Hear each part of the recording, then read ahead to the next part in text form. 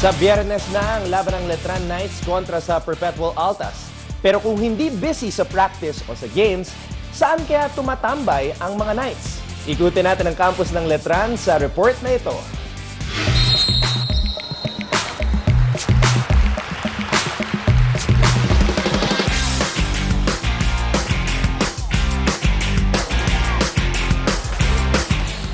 Hello, welcome to Letran. Ako po si Ray ng Batak at ito po si Jeric Balanza. Ito po si Christian Balagasay and si Bong Quinto. Iikot namin kayo sa Letran. Tara, yung mga paborito namin tambayan. Ano po namin guard? Pinaka-pumingan. Si Ryson Ronto. Pwede iwanan lahat ng gamit dito. Talagang tiwala. Todo dito talaga.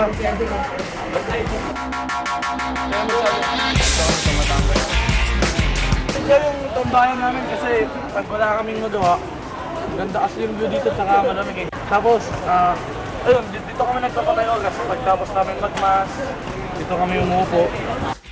Isa din sa dahilan kung ba't dito kami tumatambay kasi ito yung pinaka daanan ng mga estudyante, syempre pati mga coaches, mga teacher din namin ng high school kami. So yun, dito namin sila nami-meet, dito namin sila nakikita. Saka minsan, baka makita namin dito yung forever namin eh. Isa pang lugar na pinupuntahan namin pag wala kaming magawa or vacant namin, pag naghintay kami ng subject namin sa may high school building kasi doon kami nag-high school. Tara!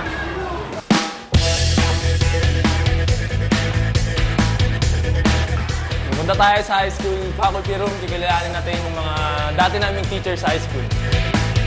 Ito nga pala yung teacher ko sa Pilipino ng high school pa ako. Ito yung teacher ko nung high school, yun, si Sir Edwin Palaganas ng PL. So ngayon, nandito tayo sa high school faculty. Dito namin pinupuntahan yung mga teachers namin pag may kailangan kami. Tara, pasok tayo. Ito yung unang-una kong advisor nung unang pumunta ako dito sa Letran. Sobrang bait na sa akin. Inampun na ako. Kasi Pamela Aguinaldo, dalagang-dalaga po yan. Siyempre, yung general ng high school, si Sir Don Triano.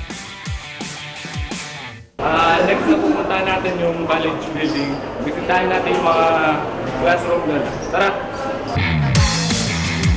So, pakilala ka. Diretso lang yan, sa dulo. Ito yung room 219. Ito yung room namin na magkaklase kaming apat. Dito ako nakaupo. Ako dito kasi para pag-itas ako ng kamay, ako agad natawagin. Kasi ako dapat, ako yung lagi mag-reset. Hi po! Ako pala si Palama kaklase ko sa Ray. Habang hindi pa po ang klase na lagi pumapasok ng unang pasana lahat.